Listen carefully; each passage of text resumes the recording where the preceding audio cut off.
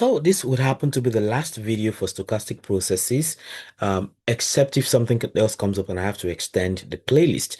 So, and it's a nice note to end this playlist as we talk about reinforcement learning. I had talked about reinforcement learning when I did data science, or if you like machine learning. I have a playlist on that. So I have a couple of videos on reinforcement learning. So I believe that this is also going to so if you combine this with that, you can also get a bit more clarity. Okay. So because the other one is basically it should be showing some Python codes on how to implement reinforcement learning. And just like I said previously, when we're looking at Markov decision processes, as we saw that states, actions, rewards, and all of that. So reinforcement learning actually comes in handy in that regard. So stochastic processing reinforcement learning, right?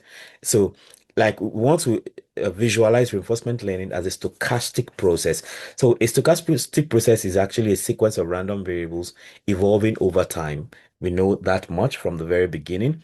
So in reinforcement learning, the interaction between an agent and environment is S naught, A naught. That means there's an initial state. So at that initial state, you can take an initial action, and that action uh, produces a particular reward, which translates you to state one, and then you can now take a particular action, which comes with a reward again that takes you to state two, and then it continues like that. So S sub t, all the S naught, S1, and all the S2s, all the S's are states at any time t.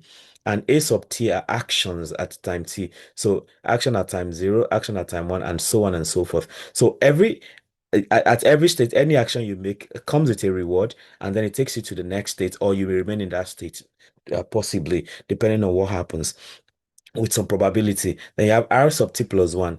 That is reward after action. So when you take an action A not to get a reward R1, which takes you to state one, and you take action A1, that gives you reward two, takes you to state two, and so on. So this sequence is said to be stochastic because it is random and it is not deterministic.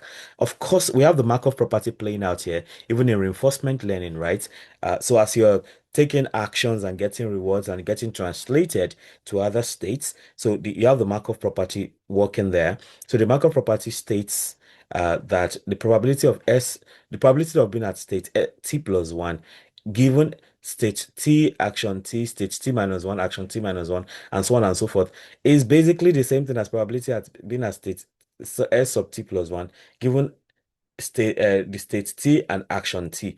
So that simply tells us that even in the sense of reinforcement learning, the next state a system is going to get to is only determined by this current state. Other states before this current state do not matter, basically. So this means the future depends only on the present state and action, and the past does not matter once the present is known. So the past only matters only in determining the next immediate state after that point. Once a new point is determined, it doesn't matter anymore than so what only matters now is this current state in determining the next state. So we talk about Markov decision process, which we had seen we have a whole video on that, which I already talked about. So Markov decision process, MDP, and a reinforcement and RL, that's a reinforcement learning problem, is modeled as M equals SAPRY. Of course, you know S is the state, A is the action, P is the transition probability. Oh, okay, we have it explained here. Even S is the state space. That's the condition, the state of affairs, whether it's raining, it's sunny, or whatever the system may be that is of interest. Then A is the action space, action taking, and then probability that you go to state S prime, given that you came from state S and you took action A. That's what this transition probability is. And then you have R S sub S comma A. That is the reward function. So when you take the action A at state S, what is the reward? So that reward then determines your next state. So, and then you have Y, which is the discount factor, which ranges from 0 to 1. So it's some kind of penalty, if you like. So transition probabilities now. The transition function, which is probability S prime given S comma A represent the probability of moving to state S prime given state S and action A. This is what makes reinforcement learning stochastic. So looking at this now, it is whatever action you take in whatever state you are that determines the next state, and that is why what makes reinforcement learning a stochastic process. And of course, the key thing about reinforcement learning is, you do something, you take an action in a particular state, and maybe if it is a beneficial action, you get some positive reward. If it is not beneficial action, you get some negative reward. So at the end of the day, we want to optimize the system to always do the to always do take actions that will lead to positive rewards, you know. And that's why reinforcement learning is stochastic. Imagine in a stochastic environment, if you consider a simple system, say you have state A, B, C, and from state A, there's 80% chance of moving to C.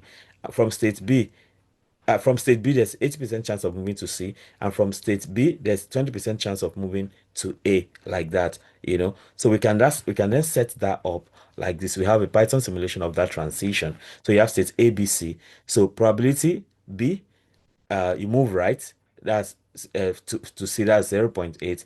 Otherwise, you move to left, that is 0.2. Okay, so you have this nested thing here, and then we can define a sample next state. You take the state and you take the action, and with probabilities you have probability state and action. Then next state you list the key, the probabilities, the probability keys, and then you have probabilities, you list the probability values, and then you can return the random choice. So when we run this now, let's see, if you run this. Of course, at first it takes a bit of time because it's the first time. Of course, I already ran it before, and you have, so because there's a high chance of going to C than going to A. So imagine if you start from, so let's say from B now it goes to A, and then it's almost gets trapped in C, you know. So but when it runs, we can see other possibilities. So because now the probability you have, there's a 80% chance of going to C. So there's a higher tendency of moving from B to C than moving elsewhere. Okay, excellent. So now from B it moves to C, goes back to A, then goes to C, C, C. So there's a higher chance of being in C than being in A because of the probability. So imagine in this case, it's all C, in this case. Yeah, sometimes you have some A coming to dilute it. All right. So what if we change the probability now? Okay, I mean, this is another case now. Like you have a policy, and moving from B to the left is 0.3, moving from B to the right is 0.7. So of course, because of the probability, you expect the system to shift from B to the right more than it goes to the left, right? So just like what we did before, so if we run this now, just printing the sample action, they're just like, oh, also what we did here now. So you have right, right, right, right, right. You have only two lefts. Then run it again. You have right, right, left, left, right, right, right, right. So left just appearing. Okay, yeah, now we have more left this time around. So right, left, right, right, left, right, right, left, right, right. So the tendency generally is that the system goes right more than it goes left because of the probabilities attached. So, and then we have the idea of return. So the return is the total discounted reward. Okay, so and that is G sub t equals R sub t plus 1 plus gamma R sub t plus 2 plus gamma squared R sub t plus 3 plus all of that. So since rewards are stochastic, the return is also a random variable. So, and then we talk about value functions. We talked about all of these on the, I think, Markov decision process, MDP. So you have the state value function, V pi of S, which is the expected value of pi GT given ST equals S sub t equals S. And then you have the action value function, Q pi S comma A, expected value sub pi of GT given ST equals S and AT equals A. Then this represents expected returns from here. Then we also saw the Bellman equation in that video, so we have it again here. The Bellman equation defines recursive value. So where you have V pi of S equals summation over the actions, right? You have pi of A given S, summation over S prime, probability of going to S prime given state S and action A multiplied by, in bracket now, the reward at state S and action A plus the discount factor gamma multiplied by V pi S prime. Of course, the V pi S prime So this V now. So it's you now evaluate that V pi for S prime state. So this incorporates stochastic policy and stochastic transitions. Okay. So you have an example here, a kind of setup that we can work with. So given state A, B, so you have transitions. Moving from A to B is probability 1. So it means there's every likelihood of getting trapped in 1. Then moving from B to A is 0 0.5. Staying in B is 0 0.5. So you then have rewards. So rewards in A is 1, reward at B is 2, and then the discount is gamma, which is 0 0.9. So you have the Bellman equations. That tells us that V of A is 1 plus 0 0.9 V of B. So V of B then is 2 plus 0 0.9 into 0 0.5 V of A plus 0 0.5 VB. So with this now, we can try to solve simultaneously, and then we have the solutions. Uh, Okay, so V of A is 16.20 and V of B is 16.89. So like we know, we have this that's a state value function right there at both states A and B. So we can have all of that going. So and then we talk about trajectories. A trajectory is tau, which is it talks about S naught, A naught, R1, S1, A1. So that evolution from state A naught, you take an action A naught from state S naught to take an action A naught, and that gives reward R1. That translates to state S1, and then you take action A1, it gives you reward R2, which translates to state RS2, and then you take action A2, and then it goes on like that. That's a trajectory in that case. So probability of a trajectory in that case will be P of tau, probability of tau, which is equal to probability of S naught, and then the product of over T of pi of at given s of t, then multiply by probability s of t plus 1 given s of t comma a sub t. And then reinforcement learning operates over distributions of trajectories. So reinforcement learning operates over distribution of trajectories, and then we can use Monte Carlo simulation to do something here. So here we are trying to compute the returns. So you import random because we need some. Of course, randomness is the hallmark of stochastic processes. Then you define simulate episode. State is a total reward is 0, gamma is 0 0.9, discount is 1. So for everything in range 10, so reward is 1 if state A is equal to A, else 2. Total reward plus equals discount. So we have some updating being done here. So if state A, then state B, else state random choice between A and B. And then you have discount, which is a product with gamma, and then you return the total reward. So at some point, it's 10.4. Let's do it again and see if it always remains the same. I suspect not. It keeps changing no matter how little. Yeah, it keeps changing, but it's hovering around the same value, 10 point something. So the key insight we see here is that reinforcement learning is inherently stochastic. It is not deterministic. It's a game of chance, if you like. Then transitions are probabilistic. Policies may be probabilistic too, and returns are random variables. Value functions are expectations. So that tells us that reinforcement learning is a controlled stochastic process. So because reinforcement learning happens in a controlled environment, right? So that goes. So it's more like, I mean, a very good example of reinforcement learning, you can find it in the design of robots, right? So you want a robot to do a particular kind of task. Maybe you want a robot in a car manufacturing place. So, but in the process of training the robot, you want the robot to, actually hit the car in a particular location. So at a particular point, right? If he hits the car there, there's some incentive. So maybe there's a kind of thumbs up or say, oh, great job. So keep hitting it there. But if it hits it in the wrong place, there's a kind of,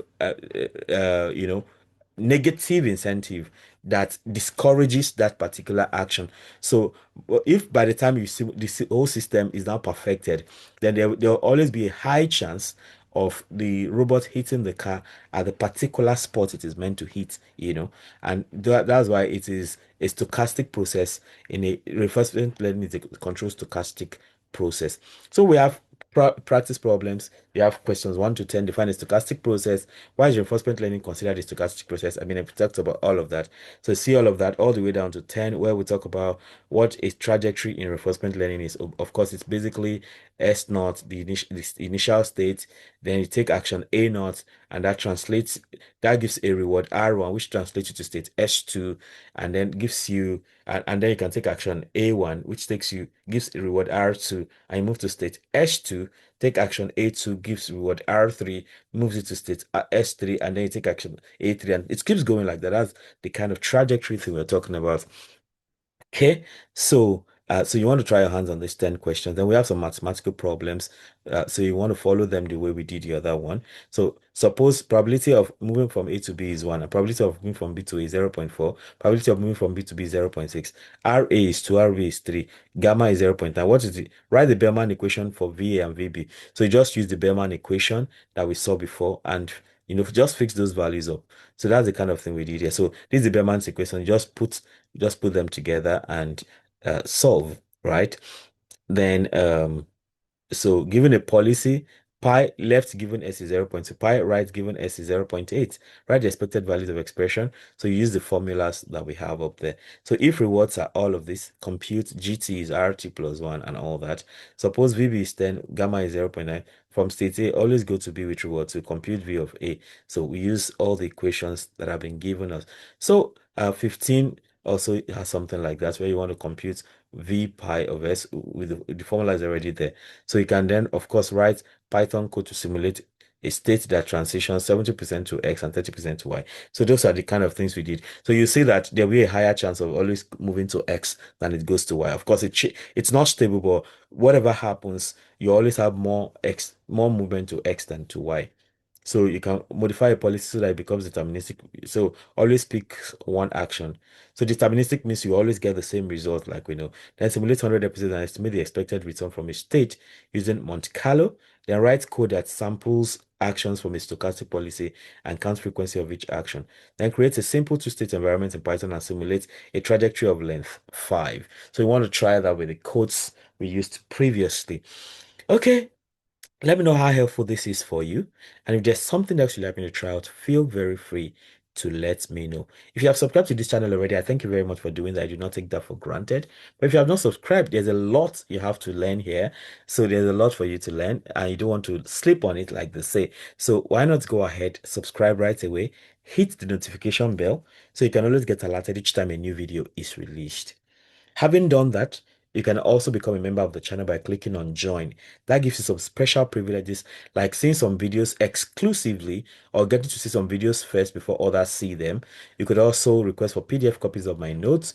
We can also hang out online if you're online or physically if you're in the same location to discuss whatever interests you on my channel, be it mathematics, data analysis, data science, machine learning, scholarships, writing books, artificial intelligence, whatever, you know.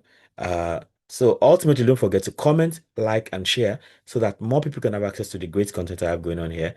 Don't forget to try your hands on the practice problems so you can actually be sure you understand the gist the way it should be. All right. So, and this marks the end of the playlist on stochastic processes. It's been a very jolly ride. Uh, and it's been a long ride too. But I had all the fun trying to get the curriculum ready, making the videos and all of that.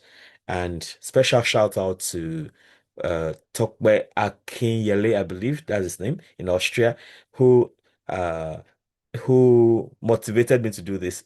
I feel I've learned a lot too. Like I've not learned stochastic processes this deeply. All right, so all the best in your studies for everyone who is going through this playlist. All right, so till I come your way again, keep doing maths right. Bye.